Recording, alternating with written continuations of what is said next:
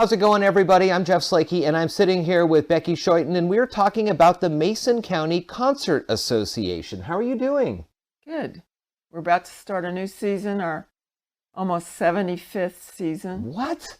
75 years going strong here in Mason County. Tell me what you know, how long you've been involved with this, and what's the history on this thing? The history is there was the people back east that wanted to bring first-class music to small towns. We all know you can go to Seattle or Chicago or something for big entertainment, but small towns were being left out. So they started, they called it the Community Concert Association, and it hit like 500 small towns in the U.S. Okay, so this isn't the brainchild of someone here in the county. It's kind of a way to get culture, I guess, for lack of a better term, out to the smaller communities. That's really exciting. You've been involved for how many years now?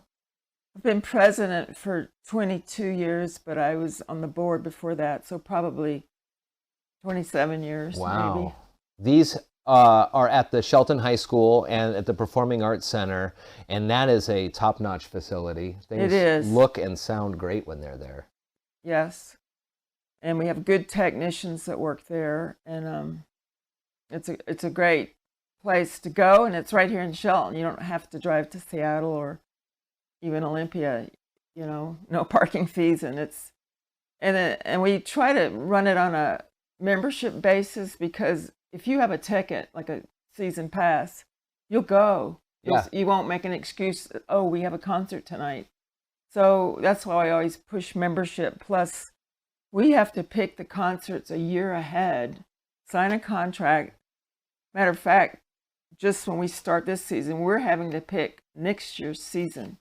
So you have a lot of advanced planning to do, and you hope to get membership to pay for it. And the membership never covers the whole fee. We really depend on donors and are grateful for people who have donated. So this upcoming performance, it's a father-daughter accordion duo, Maria and Sergei Teleshev. The tickets are $30 for adults, but the season pass, as you were mentioning, is $100, and that gets you in for the whole concert series. 6 concerts this year. There, yeah, we lose money on that, but we're trying to, after COVID, build back our membership. What's the membership? What are your numbers like? I mean, what's a good turnout on a good night? A good night would be over 300. We've sold 217, I think, season tickets so far, but a lot of people will renew that first concert. Right. And most of our audience is older. People joke about white hair, but we're trying to get younger people involved. And when I say younger, I mean like before 60. Younger. Okay, yeah. And it's a great thing. It's not a meeting, like people in their 50s, their kids are probably gone, and you go and you sit and you have a great time and relax. It's just hard to get people now off their computers and their phones. Sure. And there's nothing like a live performance. Tell me about the other ones throughout this season. Okay, we have the accordion duo, which have been playing their whole life. They're actually from Ukraine. Wow. And have moved to the U.S. And then in November, we have the Rice Brothers, Chris and John, which have been touted as the most charismatic virtuosos in the U.S. Wow. So they play off each other, and they do more classical, but they always pick lively classical, and that's when the Concert Association started. It was all classical, but now it's morphed into a little bit of everything, and actually more non-classical, just because people are kind of out of that. Sure. So we have the Rice Brothers, piano and cello. And then in January, we have the Starlets, which it's a women's singing group, and they'll sing 50s and 60s. Oh, fun. So everybody loves that Yeah. era.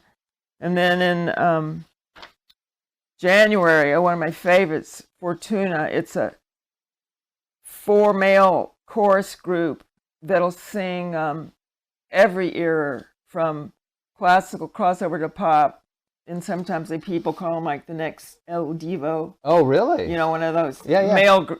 It just gives you the goosebumps when you hear them sing, the harmony and everything. How often?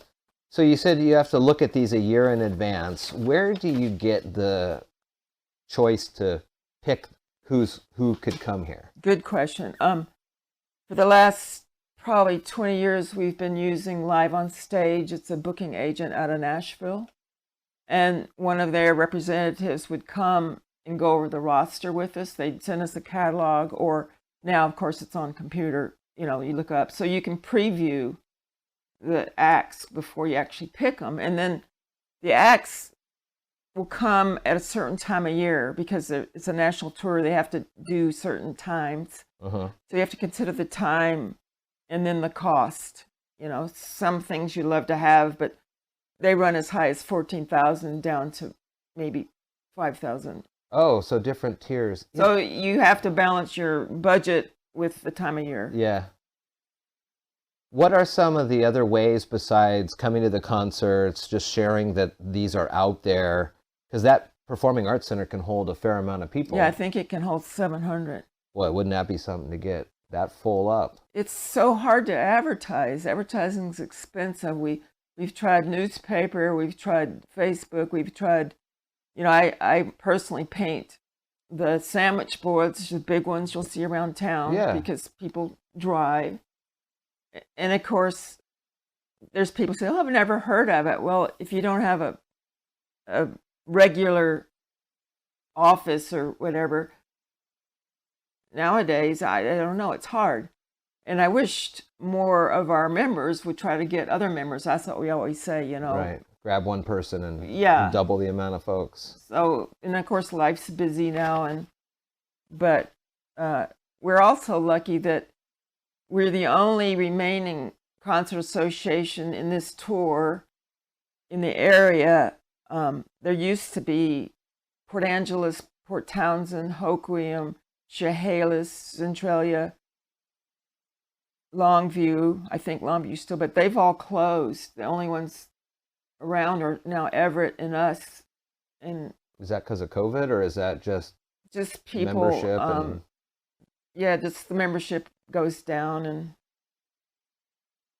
tell me about Olympia used to have one, but of course the Performing Arts Center, they couldn't get space. They got a big old area over there. But there's so much competition in getting the hall. Tell me about some of the past performers that we were talking a little bit about this before we started. The past performers either that have come by or you've seen their names and they've gone on to big things.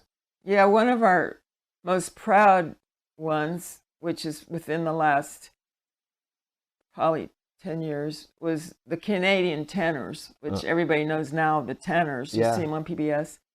They played for us. And we actually had them scheduled, and one of them got the flu, so they had to cancel because you can't sing without all of them. Right, you got to have everybody. So we rescheduled for spring, and then that day they had to fly back and do the the All-Star game in Houston. Oh my gosh! So it was like a quick thing. And then I've heard that the Dixie Chicks started. We didn't have them, but on this same tour, and just there's a lot of really great people. And they variety. We've had dancers, we've had comedians, we've had weird instruments from foreign lands. We always try to mix it up because it's and then we try to do some educational stuff with the kids. And you remember a time where you picked a artist, maybe this was before the internet, maybe, and you could actually hear them beforehand, but you thought you were picking something and somebody else showed up, or you go, well, I'm not too sure about this one, and it turned out to be a great performance? Oh, all the time. Like somebody can say, like we had this organist, and people go, organ? He had 2 organs. One when he played classical on, and the other one he played modern on, and it all blew us away. And Live on Stage will audition like 500 acts, and then but they'll do their roster down to like maybe 25 to 40. So they've already gone through an audition, so they pick good guys. So you know you're going to get a good guy. And then sometimes we will, like we had the Coats last year, and they're famous out of Seattle. So we can pick our own concerts too. It just kind of matches with the schedule. Yes, and yeah. We'll put the links to the Concert Association's website here, but a reminder that Maria and Sergei Teleshev are kicking things off here for this fall season for the Mason County Concert Association.